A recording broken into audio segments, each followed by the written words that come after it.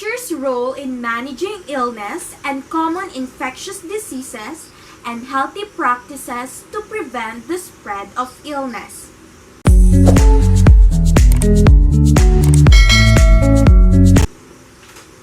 Hey guys, welcome back to my channel. This is Megan Teacher Pauline, and today I will be discussing about the teacher's role in managing illness and common infectious diseases and healthy practices to prevent the spread of illness. Hand washing in child care. Keeping all children healthy is an important goal of child care programs, and washing hands carefully and thoroughly can help children and child care providers prevent the spread of germs that cause illness. Thorough hand washing can remove as much as 90% of the virus-containing particles and bacteria on your skin. That's a lot of protection from infection for the amount of time and effort it takes. Child care providers and children should wash their hands regularly during the day. Creating safe and appropriate diapering, toileting, and hand washing areas in child care. Diapering, toileting, and hand washing are important routines in child care, and those areas of the child care classroom are important parts of children's experience in child care. With thoughtful planning, child care providers can set up an area to handle these important caregiving routines while also significantly reducing the spread of germs and disease. The diapering area. Diapering is a regular, everyday occurrence in infant and toddler classrooms. It is important to set up a diapering area that is safe and comfortable for young children and that also reduces the risk of spreading germs. The diapering area in a child care program should be located where the child care provider can see other children while changing a diaper. Very close to a hand washing sink, separate from the food preparation areas, set up with space to store supplies near but not on the diapering surface, protected with a raised edge to prevent children from falling, covered in a non-porous surface that can be cleaned and sanitized easily. The toileting area. Learning to use the toilet is an important self-care routine for young children. The toileting area is an important part of the classroom, especially when children are going through the toilet learning process. There are several different options for toilet areas in a child care setting. All can be equally successful if used and cleaned properly. The options include the following. Open toilets in the classroom. In some child care centers, 2 to 4 toilets without stalls are integrated into the classroom environment for toddlers and preschoolers. In this open setting, children can learn how to use the toilet by observing each other because toileting is a normal part of the daily routine. It is also easy for child care providers to monitor all children if the space is open. Toilet stalls in the classroom. Some child care centers have toilets in the classroom, but the toilets are divided into stalls, with or without doors. Having stalls provides more privacy for older preschoolers and school-age children. Having toilets in the classroom simplifies supervision because a child care provider does not have to leave the room when a child needs to use the toilet. Separate bathrooms. In some child care centers, toilets are in a bathroom with a door. Bathrooms may have one or several toilets, with or without stalls. When the bathroom is separate, a child care provider must accompany children to the bathroom. No matter which type of toilet area is part of your classroom, child care providers play important roles as young children learn to use the toilet. Child care providers should encourage children to use the toilet as independently as they are ready to. help with toileting as needed, and supervise children to ensure that they are following the rules. Bathrooms have many potential safety hazards, and children are at risk of injury if not properly supervised in the bathroom. The hand washing area. Washing your hands is one of the easiest and best way to prevent the spread of germs and disease. An effective, easy-to-use hand washing area can make hand washing simpler. Here are some issues to consider when planning the hand washing area in a childcare setting. Sink location. Hand washing sinks should be located in areas where they are most useful for both adults and children. If you are planning a childcare space, locate sinks near the toilet and diapering areas to encourage proper hand washing. Remember that hand washing sinks must be separate from sinks used for washing foods or other food preparation tasks. Child-size hand washing sinks. Providing sinks that are low to the ground makes it easier for young children to practice independent hand washing with appropriate adult supervision. When children can easily reach the sink and turn on the faucets independently, they feel a sense of accomplishment and are more likely to engage in voluntary hand washing. Automatic faucets.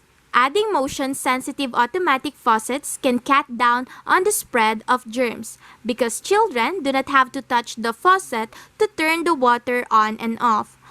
Automatic faucets can also prevent children from wasting water while washing their hands because the faucets turn on only when hands are placed in front of the sensor.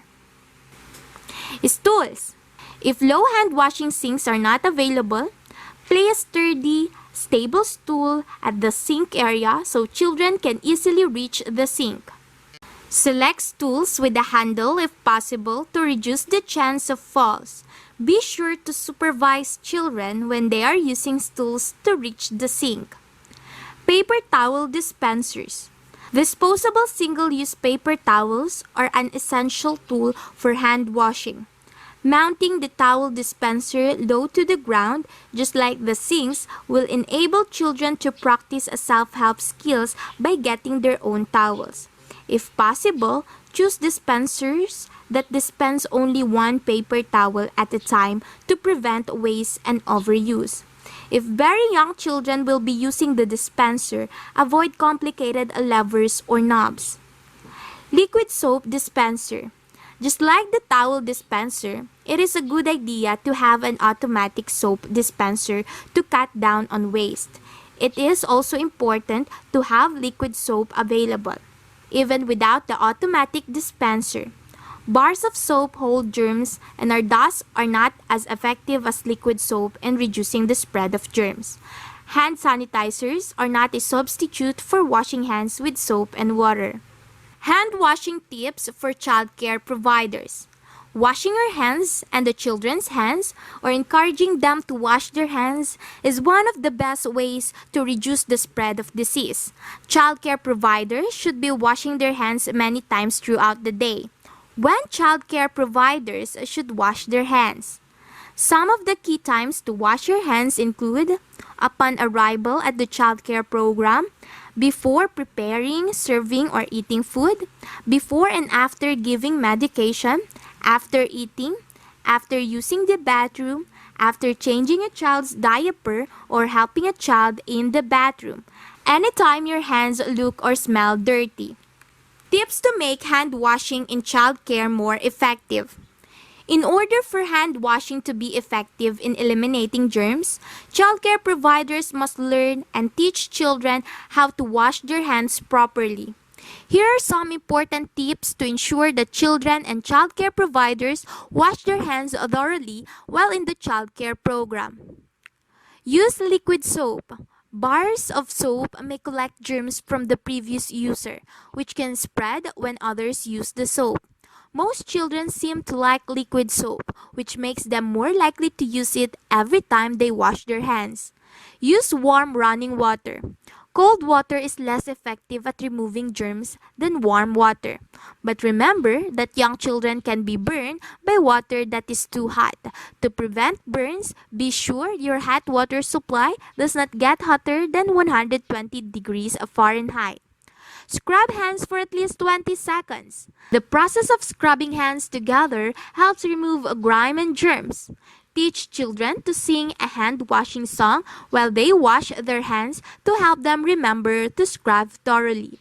Singing a song like Twinkle, Twinkle, Little Star or Happy Birthday to You through twice should take about 20 seconds. Use disposable single-use towels.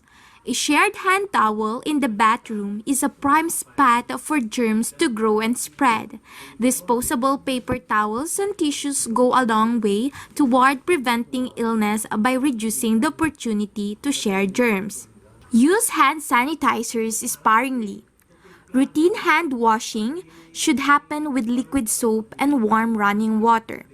Hand sanitizers may be better when soap and water is not available, such as on field trips, but should never be used to replace hand washing with soap and water. Hand sanitizers contain ethanol, which is toxic if ingested, and are not the same option for children after 2 who may put their hands in their mouths. Baby wipes can be used to wipe infants and toddlers' hands when there is no soap and water. Keep all hand sanitizers out of the reach of children. Wash infants and toddlers' hands too. Some childcare providers forget to wash infants and toddlers' hands with running water because it is difficult to get them in the right position at the sink. Proper hand washing begins in infancy, and washing infants and toddlers' hands is an important way to teach them proper hand washing and prevent the spread of germs. As infants and toddlers grow, encourage them to begin washing their hands independently. A step stool may come in handy to help raise children to sink level, but make sure you never leave young children unattended around water. Simple steps for thorough hand washing in childcare. One of the best ways to prevent the spread of germs and reduce the chance of illness in childcare is through thorough, careful hand washing. Childcare providers need to wash their hands regularly and to teach children how to wash their hands as well. If children are too young to wash their own hands, be sure to wash their hands for them. Follow these steps to get your hands clean every time. Teach children this process as they learn to wash their hands. Post these steps on the wall near the sink as a reminder. First step, turn on warm water. Second, wet your hands with running water. Third, apply liquid soap. Fourth, rub your hands together for at least 20 seconds. Rub the palms and backs of your hands, scrub under nails, and rub between fingers. When teaching children to wash their hands, introduce a hand washing song to be sure they have scrubbed long enough. Fifth, rinse your hands under running water for at least 10 seconds. Sixth, dry your hands with a clean disposable paper towel. Seventh, turn off the water using the paper towel instead of your bare hand. Last step, throw the paper towel away in a lined trash container. Using hand washing songs to encourage children in childcare to wash hands thoroughly.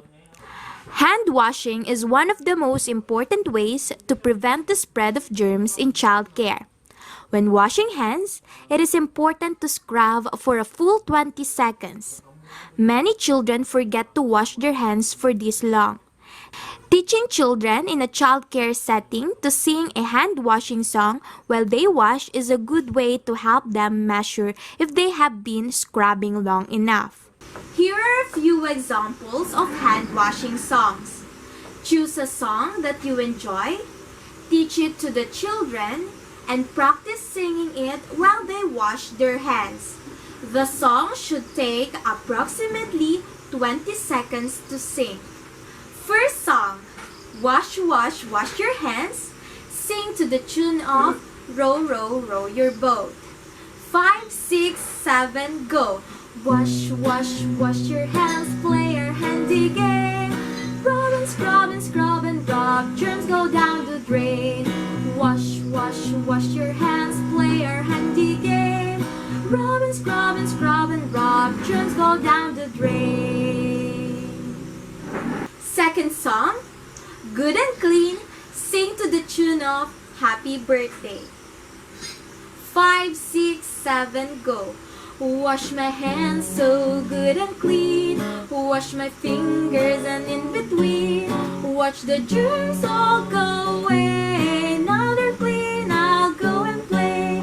Wash my hands so good and clean. Wash my fingers and in between. Watch the germs all go away. Now they're clean, I'll go and play. Third song. This is the way we wash our hands.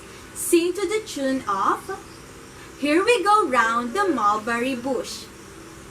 5, 6, 7, go. This is the way we wash our hands. Wash our hands, wash our hands. This is the way we wash our hands every single day. This is the way we scrub our fingers, scrub our fingers, scrub our fingers. This is the way we scrub our fingers every single day. This is the way we rinse our hands, rinse our hands, rinse our hands. This is the way we rinse our hands, rinse those germs away. Writing your own hand washing song. Looking for more creative ways to encourage children in your childcare program, Wash Your Hands? Try writing your own hand washing song. Choose a well-known children's song and write new words that teach children how to wash their hands. Preschoolers and school-age children may enjoy making up their own hand-washing songs. Write down the words they come up with and encourage them to decorate the page, laminate the words, and hang them near the hand-washing sink. As a reminder, children will enjoy singing the songs they make up and may even wash their hands longer as a result.